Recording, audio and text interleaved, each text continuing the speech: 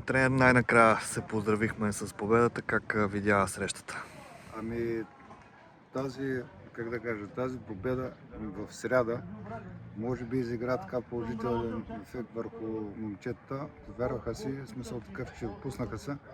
Днеска изиграхме изключително добър матч. Нали, в определени периоди бяхме притиснати, бяхме принудени да се браним, но всички бяхме задружени и се получиха нещата. Възползвахме се от доста създадените от ситуациите. Успяхме да отбележим 2 гола. Така с общи усилия успяхме да предотвратим, нали, опасностите пред нашата врата, въпреки че ги имаше. Вратаря се справя добре. Всички бяха на ниво и заслужено победихме един труден отбор, който играе изключително динамичен и агресивен футбол.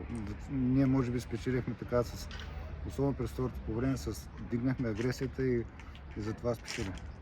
Така, следващото предизвикателство е един отбор, който нямаме представа как точно играе, защото е новак в групата, но пък е с амбиции за класиране във втора лига. Ами, мачовете вървят един след друг и предизвикателствата са от голямо по-голямо, така че отиваме на терена на Крумовград, който така е с изключително звездна селекция. Поставили се за цел да прескочат, нали, да минат на парад през групата.